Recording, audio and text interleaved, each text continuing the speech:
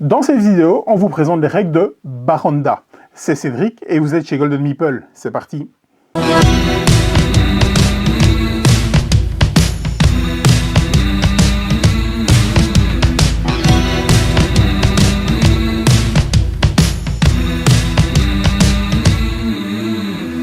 Baronda est un jeu de pli créé par Toshiki Arao. Il est édité chez Hatim. C'est pour 2 à 5 joueurs, pour des parties d'à peu près 30 minutes à partir de 10 ans. C'est Thomas qui vous explique les règles. Bonjour et bienvenue dans cette nouvelle vidéo règles Golden Meeple. Aujourd'hui, je vous explique Baronda. Baronda est un jeu de pli en must follow pour 2 à 5 joueurs. Son deck est composé de 4 couleurs allant de 0 à 13. La couleur rouge est considérée comme atout.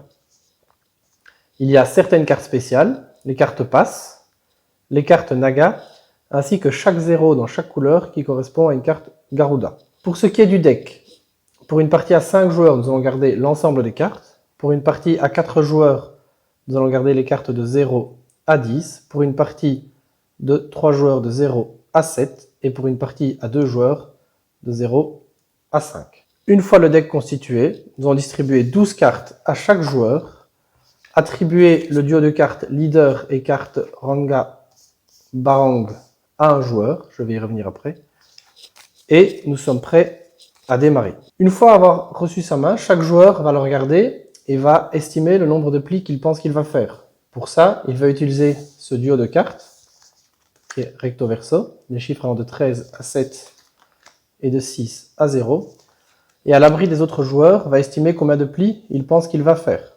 Une fois que chaque joueur est prêt, on révèle à tout le monde. Le premier joueur va alors faire la somme de ces chiffres, ici 3 plus 3, 6, plus 4, 10. Le premier joueur va alors retourner la carte du bon côté. Ici, 10, nous allons donc la retourner du côté Ranga, avec le 11 down. Si un joueur était à ceci, nous sommes à 13, la carte aurait été retournée dans l'autre sens. Je vais expliquer ces différences. Si le nombre avait été de 12, alors dans ce cas, le premier joueur va devoir adapter son pari, soit ajouter 1 pour la retourner du côté Barong, soit le diminuer de 1, et dans ce cas, la carte serait retournée du côté Ranga. Quelle est la différence? Eh bien, simplement, dans une partie où nous serions du côté Ranga, nous allons être dans un jeu de trick avoidance. En effet, les joueurs estiment avoir des petites mains, étant donné que nous pensons faire moins de plis que 12, qui est le nombre de cartes distribuées. Dans ce cas, seront récompensés les joueurs qui feront le moins de plis. Dans l'autre cas, si la carte était du côté Barong, c'est l'inverse. Les joueurs pensent avoir une bonne main et donc les joueurs seront récompensés plus ils feront de plis. Pour ce qui est de la résolution du pli, le premier joueur peut bien sûr rentrer ce qu'il veut. Un premier cas est que tout le monde suit à la couleur. Dans ce cas, règle classique d'un must follow, la plus grosse carte de la couleur l'emporte. Ici le 5. Si un joueur ne peut pas suivre, il a la possibilité de jouer atout. Dans ce cas, le joueur qui a joué atout, la plus haute valeur en atout, l'emporte. Il y a quelques cas particuliers. Je vous ai dit qu'il y avait des cartes spéciales. La première, le Garunda. Le Garunda est la carte la plus faible, sauf s'il est joué dans un pli où il n'y a qu'une couleur. Ici, il n'y a que du bleu. Le Garunda l'emporte par rapport au 5. Le deuxième cas où le Garunda peut l'emporter, c'est si une autre carte spéciale, Naga, est en jeu.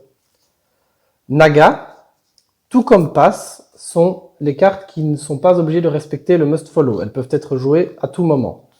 Et si un joueur décide de rentrer Naga, le joueur suivant est le joueur qui va déterminer la couleur demandée. Ici, le 3, bleu. Le troisième joueur, s'il joue le 2 bleu, c'est la carte Naga qui l'emporte. Plus fort que toutes les autres cartes. Pour battre le Naga, une seule possibilité, jouer une carte Garunda. Dans ce cas, le Naga est battu et le Garunda l'emporte. La dernière carte spéciale est la carte Pass, qui, elle, est d'office perdante. Peu importe la résolution, elle ne gagnera jamais le pli. Si elle est jouée en premier, tout comme la carte Naga, c'est le deuxième joueur qui va déterminer la couleur. Nous avons couvert ici l'ensemble des cas. Nous allons donc jouer les 12 plis et ensuite passer au scoring. Pour ce qui est du scoring, les joueurs vont comparer leur mise par rapport au nombre de plis qu'ils souhaitaient faire. Ici, nous sommes dans une partie en barong. Les joueurs devaient donc essayer de faire le plus de plis. Ici, le joueur avait dit 4, il a respecté son pari, il va donc marquer 2 points. Il aurait marqué 1 point en plus par nombre de plis ramassés dépassant son pari. Si il avait scoré 5 plis, il aurait marqué 2 points plus 1 point car il a une carte en plus. A l'inverse, si il n'avait pas respecté son pari, s'il n'avait scoré que 2 plis, dans ce cas, il aurait marqué moins 1 point par pli d'écart entre sa mise et son nombre de plis récoltés. Ici, différence de 2, le joueur aurait scoré moins 2 points. Si nous avions été dans une partie en Ranga, où le but était donc de faire le moins de plis, le joueur aurait scoré 2 points s'il respectait au moins son pari. Ici, dans un Trick of Avoidance, il a moins que 4, il a réussi. Il score donc 2 points et il va rajouter 1 point par carte d'écart par rapport à son pari. Ici, il en a 1 en moins, il va donc rajouter 1 point. Il scorerait donc 3 points. S'il n'avait scoré aucun pli, il aurait marqué 2 points pour avoir respecté son pari, plus 4, la différence entre son pari et sa valeur. Chaque joueur fait ceci. On note les points. La carte premier joueur passe au joueur suivant. Nous allons jouer autant de manches que de joueurs à table. Et à la fin, le joueur avec le plus de points l'emporte. Je pense que vous savez tout sur Barunda. Je vous dis à bientôt sur Golden Meeple. Merci Thomas. Vous savez à présent jouer à Baranda.